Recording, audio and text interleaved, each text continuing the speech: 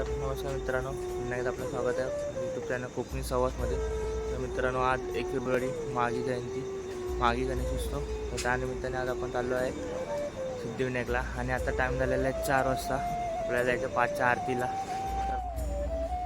सकाळची पहिली लोकल पकडली आणि सीधा आम्ही पोचलो दादर स्टेशनला. तिकडून थेट गेलो आम्ही दादर फुल मार्केटला. तेथील फुल मार्केट थोडा हिंडलो.